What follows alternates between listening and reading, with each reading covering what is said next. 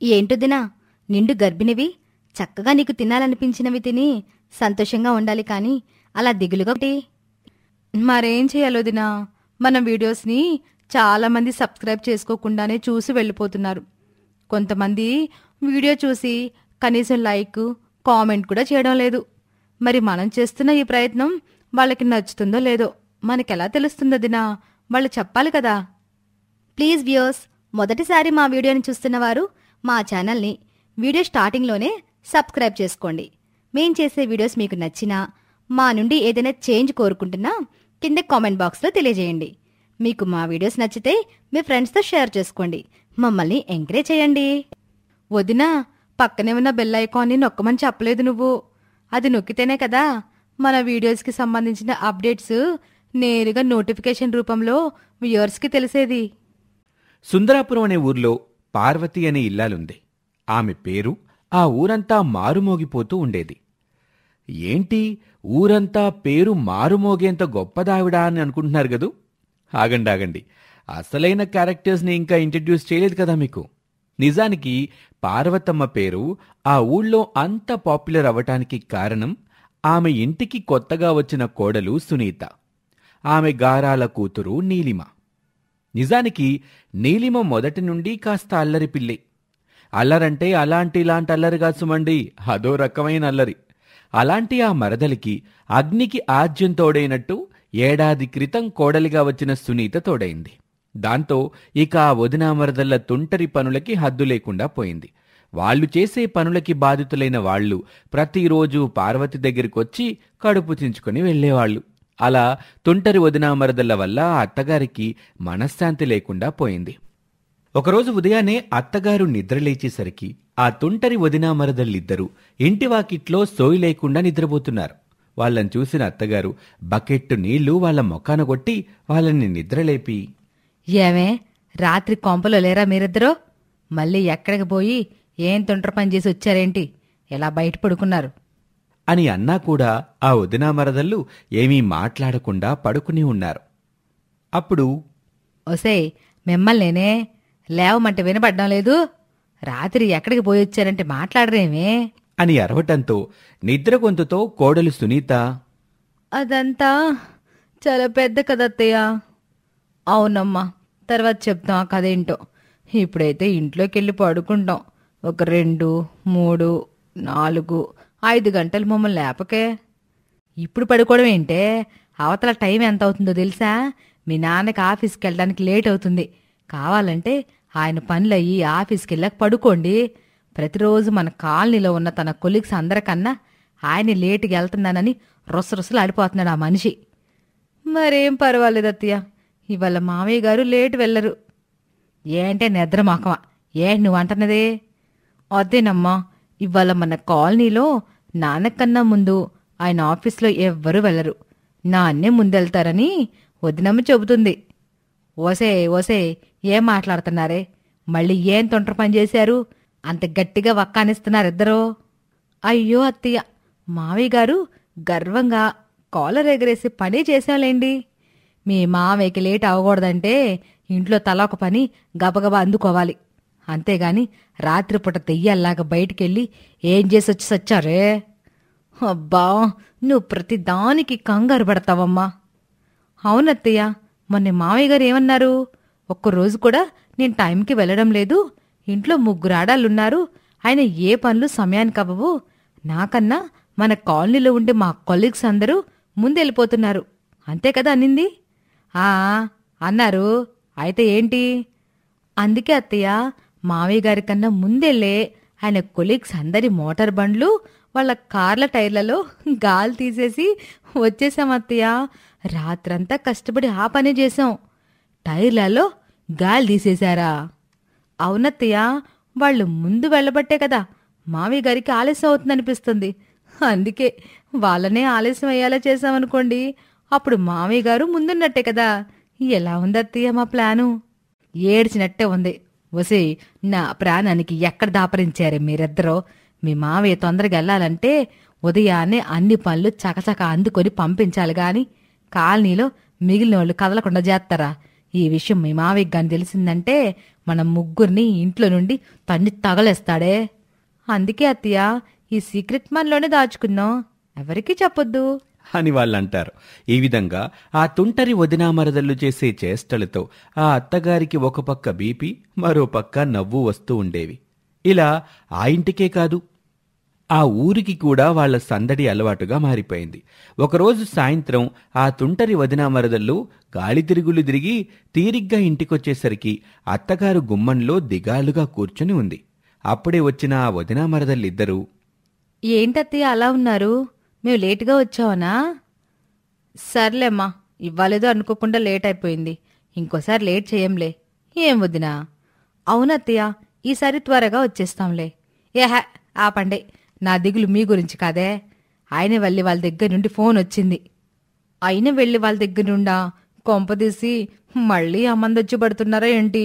వాళ్ళు వచ్చారంటే మినిమం 6 నెలలుంటారు, మనల్ని సర్వం ఆర్పేసిపోతారు. లేదే, ఈసారి వాళ్ళేమి రావడం లేదు గాని మనల్ని రమ్మని చెప్పారు. అలా ఎందుకు చెప్పుంటారా అని భయంగా ఉందే. ఏంటి మరదలా, ఎందుకు మీరిద్దరూ అలా హడలిపోతున్నారు? ఈ అయిన విల్లు వాళ్ళెవరు? వాళ్ళకెందుకు మీరంత భయపడుతున్నారు? భయం కాక ఇంకేంటొదినా, వాళ్ళు మహా డేంజర్ మనుషులు, పైగా పరమ పీనాసి మొక. ఎప్పుడు చూడు ఎవరొక బంధువులు ఇంటి మీద పడి అక్కడొక 6 నెలలు ఇక్కడొక 6 నెలలు ఉండి పైసా ఖర్చు లేకుండా బ్రతుకుని లాగించేస్తూ ఉంటారు. వాళ్ళు వస్తున్నారంటేనే మన బంధువులందరూ ఇళ్లకి తాళాలు వేసుకుని వెళ్ళిపోతుంటారు. అలాంటిది ఈసారి వాళ్ళు మనల్ని వాళ్ళ దగ్గరికి రమ్మండమేంటి? అయ్యో నా అమాయకపు మరదలా, అంత పీనాసి వాళ్ళంటున్నావే, మరి వాళ్ళు పనిగట్టుకొని ఫోన్ చేసి రమ్మన్నారంటే మనతోటే ఏదో పని ఉండి ఉంటుంది వాళ్ళకి. అందుకే ఆ పని మీద వాళ్ళు ఇక్కడికొస్తే ఖర్చు కనుక, పైగా ఎక్కడికైనా వచ్చి పడితే వెంటనే కదిలి వెళ్లే ఉద్దేశం ఉండదన్నారుగా మీరు. అందుకే అలా వచ్చి మనతో పేచి తెచ్చుకోకూడదని మనల్ని రమ్మంటున్నారు. దీన్ని బట్టి మనమేం అర్థం చేసుకోవాలి? ఏం చేసుకోవాలొదినా? వాళ్ళకి మనతోటి చాలా పెద్ద అవసరం పడిందని, అందుకే మనల్ని పిలిచి కాకపట్టి వాళ్ళు వాళ్ళ పని చేయించుకోవాలనుకుంటున్నారేమోనని నా అనుమానం. అయ్యుండొచ్చుదినా, ఎంతైనా నువ్వు చాలా షార్ప్ వదినా. ఇక మీరద్దరూ ఆపుతారా? సరే, కాళ్ళన్నట్టు పని ఆలదే అనుకుందాం, కానీ అది చేయడానికి మనం ఎన్ని తిప్పలు పడాలో కర్మ. అత్తయ్య, మీరు అనవసరంగా ఏవేవో ఊహించుకోకండి. ఒక పని చేద్దాం, ఎలాగో వాళ్ళు తేడా మనుషులు అంటున్నారు కనుక నేను మరదలు వెళ్ళొస్తాం, వాళ్ళ సంగతి ఏంటో తేల్చేస్తాం. ఇది ఇంకా సూపర్ వదినా. నిజమే అమ్మా, వదిన చెప్పినట్టు నేను వదిన వెళ్ళొచ్చేస్తాం వాళ్ళ ఊరి వరకు అని ఆ తుంటరి వదినామరదళ్ళిద్దరూ ఆ ఊరు వెళ్ళటానికి పార్వతిని ఒప్పించారు. ఇక అదే రోజు రాత్రి ఆ వదినామరదళ్ళిద్దరూ మాట్లాడుకుంటూ ఉంటారు. వదినా, మనం ఆయన వెళ్ళి వెళ్ళటం వరకు ఓకే, కానీ అక్కడ మనం ఎలా చెయ్యాలి, అసలేం చెయ్యాలి? మనం ఏం చేస్తామో తెలీదు, కానీ ఒక్కటైతే ఖచ్చితంగా చెయ్యాలి. ఏంటొదినా అది? ఆ పిసినారి ముఖతో యగాదిగా ఖర్చులు చేయించేయాలి. ఖచ్చితంగా వదినా, వాళ్ళ మనలాంటి వాళ్ళ ఇళ్ళకొచ్చినప్పుడు మామూలుగా అడుకోరు తెలుసా. కనీసం కూరలో కొత్తిమీర వేయకపోయినా సరే అదేదో పెద్ద పాపం అన్నట్టు ఊళ్ళకి ఊళ్ళు ఆ వార్తని దాటించేసి మన బంధువుల దగ్గర మన తలెత్తుకోలేకుండా చేస్తారు అని చెప్పటంతో ఇక ఆ వదినమ్మకి మొత్తం విషయం అర్థమైంది. అందుకే ఆ తుంటరి వదినామరదళ్ళు ఆ పిసినారి మూక మీదకి దండయాత్రకి బయలుదేరారు. అలా ఆయనవిల్లి చేరుకున్నాక ఆ డేంజరస్ దంపతులు వాకిట్లోనే కూర్చుని ఉన్నారు. వచ్చిన అతిథులిద్దరినీ చూసి, ఏమే పిల్ల, మీరే వచ్చారేంటే, పెద్దళ్ళెవరూ రాలేదా? అవునులే, మా అలాంటోళ్ళకి ఎందుకు వస్తారు? అబ్బా, పిల్లల్ని గుమ్మంలోనే నిలబెట్టి మాటలేంటే, కాలు గడుక్కుని లోపలికి రమ్మను. మర్చిపోయలేవయ్యా, ఇదిగో పిల్లలు, మీరొచ్చిన దారిలో మర్రి చెట్టు పక్కన చెరువు ఒకటుంది, నేరుగనక్కెళ్ళి కాలు గడుక్కొని రండర్రా. కాలు గడుక్కోడానికి ఇంట్లో నీళ్ళెందుకు దండగా, ఈలోపు ఏదైనా ఎంగిలి పడ్డానికి చేస్తాను. వచ్చే దారిలోనే అంటే అదెక్కడో 2 కిలోమీటర్ల అవతల ఎక్కడో కనబడింది. కొంపదీసి అద్దబామ్మ చెరువంటే. చూసావంటే పిల్లకెంత వివరమో. అదేనే మనవరాల, మాలాంటోళ్లకంటే కష్టంగాని మీకెంత చెంగు చెంగు నీళ్ళొచ్చారంటే అరగంటలో వెళ్ళి కాలు గడుక్కొని వచ్చేయచ్చు. ఇంటికొచ్చేసరికి కాళ్ళు కూడా ఆరిపోయి ఉంటాయి. ఏదైనా ఇంత ఎంగిలి పడుదురు గాని అని చెప్పగానే ఆ వదినకి ఆ పిసినారి మూక పైత్యం ఎంత పీక్స్లో ఉందో ఒక డెమో వచ్చేసింది. సరేలే బామ్మ, 2 కిలోమీటర్లే కదా, మేము వెళ్ళొచ్చేస్తాంలే అని చెప్పి ఆ వదినా మరదలిద్దరూ మాట్లాడుకుంటూ చెరువు దగ్గరికి బయలుదేరారు. చూసా వదిన, గుమ్మంలోకి వచ్చినోళ్ళు కాలు కడుక్కోడానికి కూడా నీళ్లు నిలవ పెట్టుకోరు వీళ్ళు. అన్నీ ఓసిగానే ఉండాలి మందకి. అర్థమైందిలే మరదలా, వీళ్ళకి మనం మన స్టైల్లో స్ట్రోక్ ఇద్దాంలే, పద అని ఇద్దరూ అలా ఊరంతా చుట్టేసి ఓ 3 గంటల తర్వాత తాపీగా ఇంటికొచ్చారు. అప్పటికి మధ్యాహ్న భోజనాల సమయం అయింది. వచ్చిన వాళ్ళిద్దరినీ చూసి, రెండే పిల్లలు, ఏంటి కాలు కడుక్కు రండే అంటే ఎంతసేపు పట్టిందా మీకు? కాళ్ళు కడుక్కొనొచ్చి తిన్నాక మళ్ళీ స్నానానికి వెళ్ళాలంటే కూడా మళ్ళీ అంత దూరం వెళ్ళాలి కదా అని డైరెక్ట్గా స్నానం చేసే వచ్చేసాం బామ్మ. ఏది గబగబ ఏదైనా పెట్టు, టిఫిన్ టైం కూడా దాటిపోయింది. ఓసిని ఇల్లు బంగారంగాను, మీరిద్దరూ రాత్రంతా ప్రయాణం చేశారు కదా, పైగా కొత్త చోటుకొచ్చారు. నా వంటలు మీకు పడతాయో లేదో అని టిఫిన్ ఏమీ చేయలేదు. కానీ జావ చేశానే, అందాక జావ తాగేయండి. సాయంత్రం మిమ్మల్ని అడిగి ఏదో ఒక కూరండి పెడదాం అనుకున్నాను. ఈ పూటకే ఈ జావతో సరిపెట్టుకోండే, అసలే రాక రాక ఎన్నాళ్ళకొచ్చారు అంటూ తెలివిగా తన పీనాసి బుద్ధిని చూపించే ప్రయత్నం చేసింది. ఆ విషయం కనిపెట్టిన ఆ తుంటరి వదినా మరదళ్ళు అప్పటికి ఆ పిసినారి బామ్మ పోసిన జావ తాగేసి, బామ్మ, ఇలాంటి పల్లెటూళ్ళకొచ్చాక ఖచ్చితంగా నాటుకోడి తినాలంటారు. అందుకే రాత్రికి మంచి నాటుకోడి కోసి వండిపెట్టు. ఓహ్, నాటుకోడా చేయొచ్చే, కాని చెయ్యాలంటే చక్కటి నాటుకోడి దొరకాలి కదర్రా. మీ ఊళ్ళోలాగా ఎక్కడ తలుచుకున్న ఎంటని ఏమీ దొరకవు కదా. ఒక మంచి నాటుకోడి దొరికితే తెమ్మని మీ తాతకి చెబుతాలే. ఆయన తీస్తే మీకు చక్కగా కోసి కూరండి పెడతాను మీరెళ్ళేలోపు అని మాట దాటేసింది బామ్మ. అప్పుడా తుంటరి వదినా మరదళ్ళు బామ్మతో, ఓహ్, అలా అంటావా బామ్మా? సరే, మేం కాసేపు అలా బయటకు వెళ్ళి ఊరంతా చూసొస్తాం అని చెప్పి అలా బయటికి వెళ్తారు. సాయంత్రం అవుతూ ఉండగా వాళ్ళిద్దరూ ఒక కోణ్ణి సంచిలో పెట్టుకొచ్చి బామ్మకిస్తూ, ఇదిగో బామ్మా, చక్కటి నాటుకోడి తెచ్చాం, కూరండే. ఎక్కడదే, కొంపదీసి సంతకు పోయి కొనేశారా ఏంటి? ఎక్కడదైతే ఏంటి బామ్మ, మంచి కోడి కావాలన్నాం, తెచ్చాం, వండే అని చెప్పటంతో ఆ బామ్మగారు చక్కగా తెరగా వచ్చిన నాటుకోడే గదా అని వండేసింది. ఆ తర్వాత చావు కబురు చల్లగా చెప్పినట్టు, కాని బామ్మ, ప్రతి ఊళ్ళో ఇలాంటి వాళ్ళొకలుంటారే.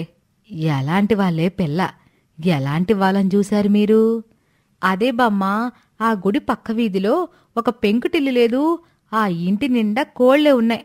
అదేదో మినీ పౌల్ట్రీలా ఉంది. బహుశా అతగాడికి కోళ్లంటే మహా పిచ్చిలా ఉంది.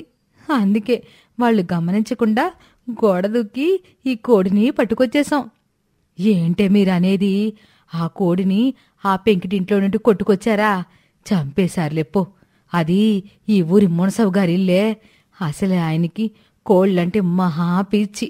కోడికి దిష్టి తగిలిందని కోడి గుడ్డుతోటే దిష్టి తీసే రకం ఆయన. అలాంటిది ఆయన కోడినెత్తుకొచ్చి నాతో గోయించారా? ఈయనకి ఈ విషయంగాని తెలిస్తే ఇంకేమైనా ఉందా? అందుకే కదా బామ్మ, ఆయనకి తెలియకుండా ఉండాలనే కొట్టుకొచ్చిన కోడిని కోయించుకొని తినేశాం. నువ్వు తాత కూడా లొట్టలేసుకొని తినేశారు కదా. కానీ ఆ కోడి బొచ్చు మాత్రం పడేయకుండా జాగ్రత్తగా దాచిపెట్టాం బామ్మ. కోడి బొచ్చు దాచిపెట్టారా? ఎందుకే? దాంతో ఏం చేద్దామని?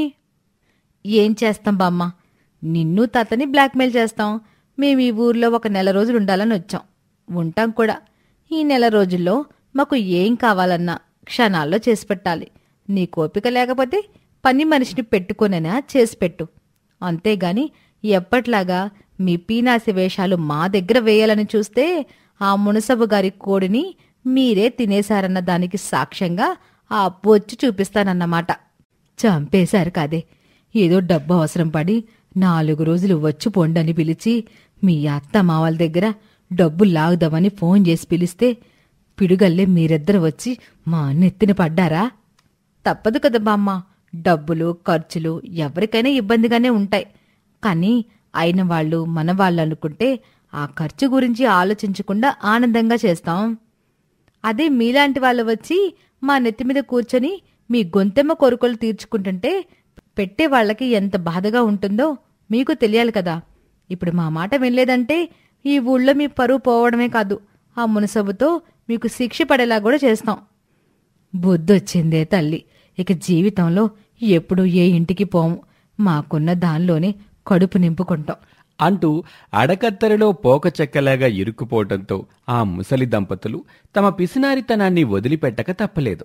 ఇలా ఆ తుంటరి వదినా మరదళ్ళకి తలవంచక తప్పలేదు ఆ ముసలి దంపతులు. ఇది ఇవాల్టి కథ. మరొక ఆసక్తికర కథలో మళ్ళీ కలుద్దాం. అంతవరకు సెలవు, నమస్తే. పత్తిపాడు అనే ఊరిలో గురవయ్య, శేషమాంబ అనే దంపతులు ఉన్నారు. వాళ్లకి 3 పిల్లల తర్వాత ఒక ఆడపిల్ల పుట్టింది. ఆమె పేరు హేమ. నిజానికి హేమకి తనకన్నా ముందు పుట్టిన 3 అన్నలకి చాలా వయసులో వ్యత్యాసం ఉండటం, పైగా అందరికీ ఎప్పుడో పెళ్లిళ్ళైపోయి తమ తమ కుటుంబాలతో విదేశాల్లో స్థిరపడిపోవటంతో ఇంట్లో హవా మొత్తం హేమదే. అంత ఓవర్ ఫ్రీడమ్ ఉండటంతో హేమకి తను అనుకున్నదే జరగాలనే మంకుపట్టు, తను అనుకున్నది తప్ప మరొకటి జరగకూడదనే తలతిక్క రెండూ జాస్తిగా పెరుగుతూ వచ్చాయి. ఒకసారి గురవయ్య పశువుల సంత నుండి మరో కొత్త ఆవుని ఇంటికి కొనుక్కొచ్చాడు. వచ్చి రాగానే శేషమాంబ తన భర్తతో ఇలా అంటుంది. యావండి, అక్కడే గేట్లోనే ఉండండి. కొత్తగా మన ఇంటికొచ్చినా మరో గోవు మహాలక్ష్మికి హారతిస్తాను. అదేంటి శేషం, అమ్మాయి హేమ ఇంట్లో లేదా? ప్రతిసారి మన ఇంటికి కొత్త ఆవును తీసుకురాగానే అమ్మాయే గదా హారతి ఇచ్చేది. పైగా మన ఇంటికొచ్చిన కొత్త ఆవు నుండి తీసిన పాలని మొదట హేమే గదా దవుతుంది. అదేగా ఇన్నాళ్ళుగా మన ఇంటి పద్ధతి. ఇది మరీ బాగుందండి. అదేమైనా అలాగే జరగాలనున్న శిలాశాసనమా? చెప్పండి, మీ పిల్లే హారతివ్వాలి, మొదటి పాలు అదే రుచి చూడాలని పిల్ల ఆడుకోవడానికి వెళ్ళింది, అందుకే నేనొచ్చాను. సరేలే, కోప్పడమాకు, నువ్వే గానీలే అని అనటంతో తమ గొడ్ల సావిల్లోకి కొత్తగా వచ్చిన ఆ ఆవుకి హారతిచ్చి ఆ తరువాత దాన్నుండి పాలు పితికి ఆ పాలతో పరమాన్నం వండేసింది శేషమాంబ. సాయంత్రానికి ఆటలు ముగించుకొని ఇంటికొచ్చిన హేమ తమ ఇంటికి వచ్చిన కొత్త ఆవు సంగతి తెలుసుకుంటుంది. నాన్నా, మళ్ళీ కొత్త ఆవును తీసుకొచ్చారనుకుంటా. మరి ప్రతిసారి నా చేత్తోనే కదా ఆవుకి హారతిప్పించి ఆహ్వానిస్తారు. అవును తల్లి, కానీ నువ్వింట్లో లేవు, ఆడుకోవడానికి వెళ్ళావని అమ్మ చెప్పింది. ఇంతలో మంచి గడియ దాటిపోతుంది గదా అని అమ్మ చేత హారతిప్పించాన్రా అని తండ్రి కూతురితో చెబుతూ ఉండగా ఇంతలో ఆ ఆవు పాలతో పాయసం చేసుకుని ఆ పాయసాన్ని గిన్నెల్లో వేసుకుని శేషమాంబ అక్కడికొచ్చింది. ఆ తండ్రి కూతుళ్ల సంభాషణ మధ్యలో కలగజేసుకుంటూ, అంటే ఏంటే, ఈ ఇంట్లో నువ్వు తప్ప ఇంకెవరూ ఏమీ చేయకూడదా? ఇలా ఎందుకు చేశారు, అలా ఎందుకు చేశారంటూ ఆరాలు తీస్తున్నావు. ఇదిగో మన కొత్త ఆవు పాలు పితికి పాయసం కూడా చేశాను, ఇది తిని నోరు తీపి చేసుకో.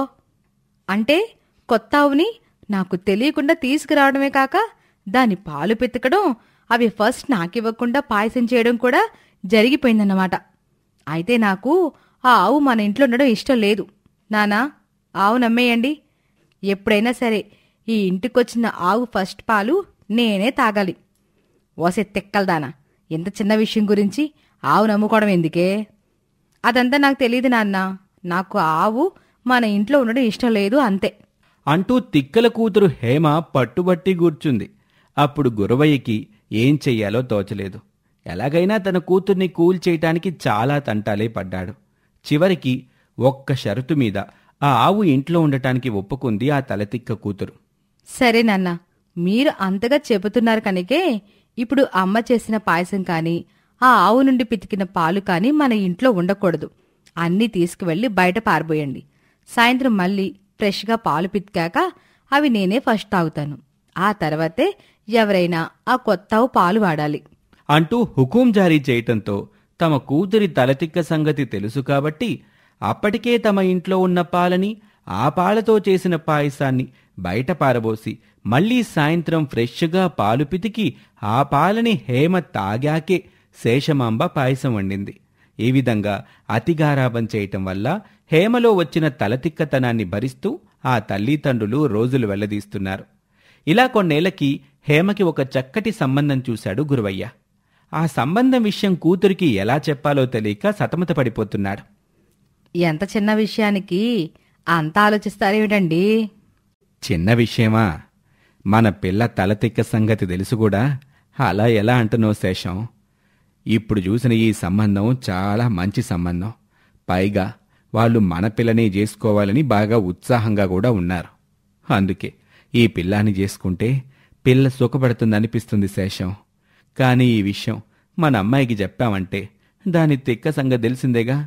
మనం కావాలంటున్నాం గనక అది ఖచ్చితంగా వద్దని పక్కకు పెట్టేస్తుంది. కానీ చూస్తా చూస్తా ఇంత మంచి సంబంధం వదులుకోవటం నాకెందుకో నచ్చటం లేదు. ఓస్ ఇంతే కదా, మీ తలతెక్క పిల్లతో సావాసం చేసి దాన్ని ఎలా డీల్ చేయాలో నాకు అర్థమైపోయింది. నేను చెప్పినట్టు చేయండి చాలు అంటూ తన భర్త చెవిలో ఏదో ఒక మహత్తరమైన ఆలోచనని బ్రహ్మోపదేశం చేసినట్టు అతని చెవిన వేసింది. దాని ప్రకారం రాత్రికి హేమ ఇంటికొచ్చాక గురవయ్య సంకోచంగానే తన కూతురితో ఇలా అంటాడు. అమ్మా హేమా, నీకొక మంచి సంబంధం చూశానమ్మా. అబ్బాయి మంచి యోగ్యుడు, అందగాడు కూడా. కాని ఎందుకోనమ్మా ఆ కుర్రాడు మీ అమ్మకి నచ్చలేదు అంటుంది. మరి మీ అమ్మకే నచ్చనప్పుడు నీకెలా నచ్చుతాడని నాకు మనసులో అనుమానంగా ఉందే. కాని అబ్బాయి మాత్రం చాలా మంచోడు, మంచి కుటుంబం అమ్మా. అందుకే నీకీ విషయం చెప్పకుండా ఉండలేకపోతున్నాను అని చాలా తటపటాయింపుగా కూతురుతో చెబుతూ ఉండగా శేషమాంబ మధ్యలో కలగజేసుకుని, అబ్బా మీరు మళ్ళీ మొదలు పెట్టారా? ఆ సంబంధం నాకు నచ్చలేదు అన్నాను కదండి. ఖచ్చితంగా పిల్లకు కూడా నచ్చదు. మళ్ళీ దాని విషయం పిల్ల దగ్గర ఎందుకు ప్రస్తావిస్తున్నారు? సరే గాని సంబంధం విషయమే మాట్లాడారా, లేక ఆ కుర్రోడి ఫోటో కూడా చూపించారా పిల్లకి అని అనేసరికి హేమ ఇలా బదులిస్తుంది. నాన్నా, ఆ అబ్బాయి ఫోటో చూపించండి. ఎందుకు నచ్చడో నేను చూస్తాను. ఆ చూపించండి. ఆ ఫోటో చూసినా కూడా దానికి నచ్చదు, నాకు తెలుసు కదా. నాన్నా, అసలు నేను ఫోటో కూడా చూడనక్కర్లేదు. నేను ఆ కుర్రాన్నే చేసుకుంటాను. వెంటనే ఈ సంబంధాన్ని ఓకే చేసేయండి. అమ్మకి నచ్చకపోతే ఏంటి? ఆ పిల్లాడు నాకు నచ్చుతాడు అంటూ తలతిక్క కూతురు తన తల్లి ఆడిన రివర్స్ డ్రామాకి పడిపోయింది. మళ్లీ తమ తలతిక్క కూతురు మనసు మారకముందే అతి తక్కువ సమయంలోనే హేమకి విఘ్నేష్ అనే కుర్రాడితో పెళ్లి జరిగిపోయింది. ఆ అత్తారింట్లో అడుగుపెట్టాక ఈ తలతిక్క కోడలితో ఆ ఇంటి వాళ్లకొచ్చిన పాట్లు అన్నీ ఇన్ని కాదు. ఏ విషయంలోనైనా అడ్డంగా వాదించటం, తన చెయ్యి పైనుండదు అనిపిస్తే మొత్తం పరిస్థితుల్నే తలక్రిందులు చేసేయటం. ఇలా ఆ వదినగారి తలతిక్క దెబ్బకి తట్టుకోలేక ఒకరోజు ఆమె మరదలు తన అన్నయ్యతో ఇలా అంటుంది. అన్నయ్య, పెళ్లికి ముందు పిల్ల మంచి పిల్ల అని చెప్పారే గాని ఆ పిల్లకి పుట్టెడు తలతిక్కుందని ఎవరు చెప్పలేదేంట్రా? అవును చెల్లి, ముందే ఈ తలతిక్క దాని గురించి తెలుసుంటే మనం అంత వెంటపడి తనని మనింటికి తెచ్చుకునే వాళ్ళమే కాదు. నువ్వు చూస్తుంది ఇంకా చాలా తక్కువే చెల్లి. అదే నాకైతే మీ తలతిక్క వదిన చుక్కలు చూపిస్తుంది. నేను ఎడ్డెమంటే అది తెడ్డెమంటుంది. ఏది వద్దంటామో ఖచ్చితంగా అదే కావాలి అంటుంది. ఆ దేవుడికి నా మీద ఏం గ్రజ్జుందో ఏమో గాని ఇలాంటి తలతిక్క పిల్లని తెచ్చి నాకు తగిలించాడు అంటూ ఆ అన్నా చెల్లెలిద్దరూ మాట్లాడుకోవటం ఆ తలతిక్క వదిన చెవిలోనే పడుతుంది. అంతే, వెంటనే పెద్ద రాద్ధాంతం చేయడం మొదలుపెట్టేస్తుంది. ఆ రాద్ధాంతం చూడలేక తలతిక్క కోడలి అత్తామామలు అక్కడి నుంచి జారుకున్నారు. అమ్మో, నా ముందు అంత ప్రేమలు నటిస్తూ నా వెనక మీరందరూ ఇలా మాట్లాడుకుంటున్నారా? ఏంటేంటి, నేను తలతిక్కదాన్నా? నేను మీ అందరితో ఆడుకుంటున్నానా? నా వల్ల మీ అందరికీ మనశ్శాంతి లేదా? అయ్యో, ఆ మాట మేము అనలేదు వదినా. అంటే అనలేదంటే ఏంటి అర్థం? పైకి అనలేదు కానీ మీ మనసులో అదే ఉద్దేశం ఉందనే కదా. అయ్యో, అలా కాదు హేమ. నువ్వు దానికి దీనికి ఎందుకు ముడిపెడతావు? చెల్లి ఉద్దేశం అది కాదు. ఆహా, మరేంటంట మీ చెల్లిగారి ఉద్దేశం? ఆ ఉద్దేశం పక్కన పెట్టండి. అసలు మీ ఉద్దేశం ఏంటి? నేను దానికి దీనికి ముడి పెడతానా? అంటే బోడిగుండికి మోకాలికి ముడి పెట్టేదానిలా కనిపిస్తున్నాననే కదా మీ ఉద్దేశం? చచ్చా, అలా మేమెందుకు అనుకుంటా వదినా? కావాలంటే అమ్మా నాన్నల్ని అడుగు. ఏంటి మరదలా, నేను మరీ అంత తిక్కలదానిలా కనిపిస్తున్నానా నీ కంటికి? ఇక్కడ గొడవ మొదలవగానే మెల్లగా జారుకున్నా అత్తయ్య మావల్ని అడగమని చెబుతున్నావంటే వాళ్ళ పేరు చెప్పి నన్ను మాయ చేయాలనే కదా. అంటే మీతో పాటు వాళ్ళకు కూడా అదే ఉద్దేశం ఉందనే కదా? లేకపోతే నేను మాట్లాడుతుంటే ఇక్కడి నుండి వెళ్ళిపోతారా వాళ్ళు? అంటూ బోరున ఏడ్చేస్తుంది. అలా ఇన్నాళ్ళు గ్రాముల్లో మిల్లీగ్రాముల్లో ఆ తలతిక్క వదినమ్మ తిక్కని చూసిన ఆ కుటుంబ సభ్యులందరూ ఇప్పుడు టన్నుల్లో ఆమె తలతిక్కని చూడాల్సి వచ్చింది. అలా రెచ్చిపోయిన హేమ తిక్క తీరడానికి వారం రోజులు పట్టింది. ఆ వారం పాటు ఆ ఇల్లంతా ఓవెన్లో పెట్టిన వెన్న ముక్కలాగా అల్లాడిపోయింది. ఇక ఆ తరువాత మళ్ళీ అప్పుడప్పుడు ఆ తలతిక్క వదినమ్మ ప్రతాపానికి ఆ ఇంట్లో పేరు పేరున అందరూ బలవుతూనే వచ్చారనుకోండి, అది వేరే విషయం. ఈ విధంగా ఈ తలతిక్క వదినతో నానా పాటలు పడుతూ ఉంటారు అత్తవారింట్లో. ఇది వాల్టి కథ. మరొక ఆసక్తికర కథలో మళ్ళీ కలుద్దాం. నమస్తే. సుందరి అలా వెళ్ళిపోవటంతో అంజీ వెక్కి వెక్కి ఏడుస్తాడు. ఇక రమేష్ తన తమ్ముణ్ణి ఓదార్చుతూ ఉంటాడు. ఆ రోజు అంజీ రమేష్తో ఇలా అంటాడు. అన్నయ్య, నన్ను క్షమించన్నయ్య. నేనే తప్పు చేయలేదన్నయ్య. ఆ రవీంద్ర గాడికి నేను చాలాసార్లు చెప్పాను. వాడినేం చేస్తానో చూడు. వాడికి నా చేతిలో దెబ్బలు పడతాయి. రేయ్ అంజీ, బాధపడకరా. పాపం రవీంద్రనేం లాభం? ఎవరికెలా రాసిపెట్టుంటే అలా జరుగుతుంది. నువ్వెక్కువగా ఆలోచించి మనసు పాడు చేసుకోకు. అది కాదన్నయ్య, ఈ రోజు వదిన మన ఇంటి నుంచి వెళ్లిపోవటానికి కారణం ఆ రవీంద్ర గాడే కదా. వాళ్ళిద్దరూ అలా మాట్లాడుకుంటూ ఉండగానే అక్కడికి రవీంద్ర వస్తాడు. రవీంద్ర వస్తూ వస్తూ చాలా హుషారుగా ఉంటాడు. రారా, నేను చంపేస్తాను చూడు. ఏమైందిరా? రే అంజీ, ఎందుకలా కోపంగా ఉన్నావు? నేనేం చేశానురా? నీ వల్లే మా వదిన గర్భం పోయిందిరా. మా సంతోషాలన్నీ దూరం అయిపోయాయి. చిచ్చి, మా వదిన్ని ఇంట్లో ఉండకుండా చేసావు కదరా. రే, ఏం మాట్లాడుతున్నావురా నువ్వు? వదిన ఇంట్లో నుంచి వెళ్ళిపోవడానికి నేనెందుకు కారణమవుతాను చెప్పు? నువ్వు తీసుకెళ్లిన నూనెని ఇంట్లో కార్చుకుంటూ వెళ్ళావు. ఆ నూనెపై మా వదిన కాలు జారిపడింది. మా వదిన గర్భం పోయిందిరా. అంతా నీ వల్లే అంటూ అంజీ బోరుని ఏడుస్తాడు. రమేష్ కూడా బాధపడతాడు. కాని రవీంద్ర మాత్రం ఆశ్చర్యంగా చూస్తూ ఉంటాడు. ఒరేయ్, నేను అసలు నూనెని కార్చుకుంటే ఎక్కడికి వెళ్ళాను చెప్పు? నేను నూనె తీసుకెళ్లాలనుకుని వచ్చానా? నాకు దీప నూనె ప్యాకెట్ ఇచ్చేసింది. నేను మొత్తం 1 లీటర్ నూనెని అలాగే తీసుకెళ్లిపోయాను. ఆ ప్యాకెట్ ఎక్కడా లీక్ కాలేదురా. కాని మీరేమో ఆ నూనె చిందిపోయిందని, దానిపై వదిన కాలేస్తే గర్భం పోయిందని ఎలా అనుకుంటున్నారా? రవీంద్ర అలా చెప్పేసరికి అప్పటి వరకు ఏడుస్తూ ఉన్న అంజీ రమేష్లు కళ్ళనీళ్లు తుడుచుకుంటారు. ఆ తర్వాత బాగా ఆలోచిస్తారు. రే అంజీ, ఇదంతా చూస్తుంటే వదిన మళ్ళీ ఏదో ప్లాన్ వేసే ఉంటుంది. ఇది వరకు చేసినట్టుగా నీ మీద నిందలు మోపి అన్నయ్యని లొంగ తీసుకోవడానికి ఇలా చేస్తూ ఉంటుందని నాకెందుకో సందేహంగా ఉందిరా. రే రవీంద్ర, ఏం నువ్వు చెప్పేది? అవునన్నయ్య, వదిన ఇంతకు ముందు చాలాసార్లు చాలా ప్లాన్లు వేసింది కదా. ఇంటి నుంచి అంజీని వెళ్లగొట్టాలని ఏవేవో చేసింది కదా. మన అంజీని ఊరి మధ్యలో కట్టేసి కొట్టడానికి కూడా కారణం వదినే కదన్నయ్య. అలాగే అంజీ మీద నూనె పడ్డానికి, కారం కళ్ళల్లో పడ్డానికి అన్నింటికీ కారణం వదినే అన్నయ్య. అంజీ తన ఆరోగ్యం చెడిపోయి ఆసుపత్రి పాలు కావటానికి కూడా కారణం వదినే కదా అన్నయ్య. పాపం చాలాసార్లు వదిన చేతిలో అంజీ కష్టాలు పడ్డాడన్నయ్య. ఏంట్రా నువ్వనేది? ఇంత మోసం జరుగుతుంటే అంజీ నాకెందుకు చెప్పలేదు? చెబితే మీ కాపురం నాశనం అవుతుందని చెప్పలేదన్నయ్య. మీరు కలిసిమెలిసి సంతోషంగా ఉండాలన్నదే అంజీ కోరిక. అన్నయ్య, వదిన్ని బాధ పెట్టడం వల్ల ఇలా చేస్తుందన్నయ్య. తనని నువ్వు సరిగా చూసుకోవు. ఎప్పుడు నీకు నా ధ్యాసే. అందుకే వదిన చాలా బాధపడిపోయి నా మీద కోపం పెంచుకుందన్నయ్య. రే, ఒకసారి సుందరి గదిలోకి వెళ్దాం పదండి. ముగ్గురూ సుందరి గదిలోకి వెళ్తారు. అక్కడికి చేరుకోగానే సుందరి గదిలో ఒక బొప్పాయి పండు కనిపిస్తుంది. అది సగం తినేసి ఉండటాన్ని రమేష్, అంజీ, రవీంద్రులు గమనిస్తారు. అన్నయ్య, గర్భంతో ఉన్నప్పుడు బొప్పాయి తింటే గర్భం పోతుంది కదా. మా పక్కింటక్క కూడా ఓసారి ఇలానే చేస్తే వాళ్ళ అత్తగారు చితకబాదింది. నాకింకా గుర్తుందన్నయ్య. అవును రవీంద్ర, నువ్వు చెప్పింది నిజమే. అది నన్ను ఏదో ఒకటి చేయటానికే ఇలా చేసిందిరా. దాని కథ ఏంటో తెలుసుకోవాలి. అన్నయ్య, ఇప్పుడు ఏం చేద్దామన్నయ్య? ముందు నేను సుందరింటికెళ్తాను. ఎలాగైనా సరే నేను ఇక్కడికి తీసుకొస్తాను. ఇక ఇక్కడికి రాగానే దాని సంగతి చెప్తాను. సుందరి తన భర్త రావటంతో తన నాటకాన్ని మొదలు పెడుతుంది.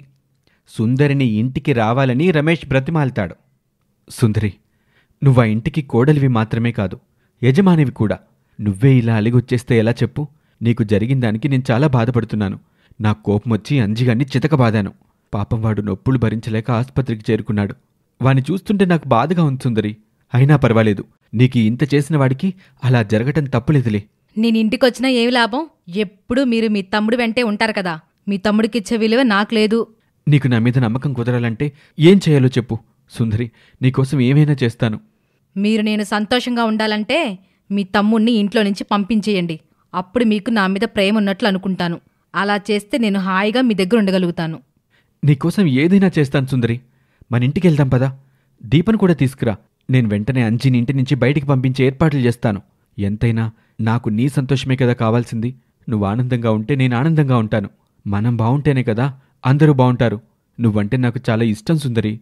నీకోసం నేనేదైనా చేస్తాను. నీకడ్డుగా అంజీ ఉన్నాడనే బాధ నీకొద్దు. వెంటనే వాణ్ణి ఇంటి నుంచి పంపించేస్తాను. నువ్వు నా కళ్ళ ముందుండాలి సుందరి. పద, మనం ఇంటికెళ్ళిపోదాం.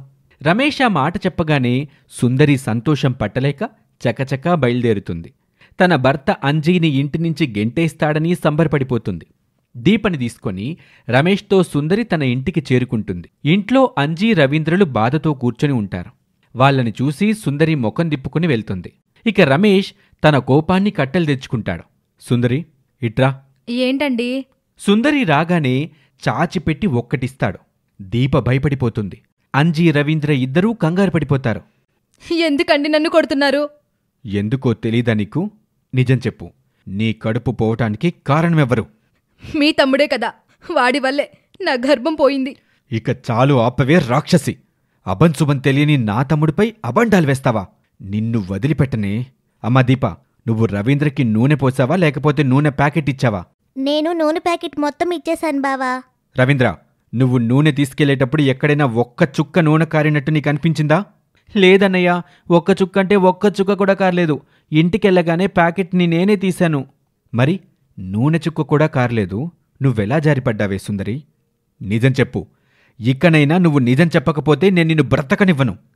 నేను ఏం చెప్పినా మీరు వినరు. కానీ నా గర్భం పోవడానికి కారణం మాత్రం మీ తమ్ముడే. ఛీ, ఆపు. నీ గదిలో నేను బొప్పాయి ఉండటాన్ని చూశాను. ఇక నేను ఊరుకోను. నీ పాపం పండింది. ఇక నిన్ను వదిలిపెట్టనే. నిన్ను చంపేస్తాను. వద్దండి, వద్దు.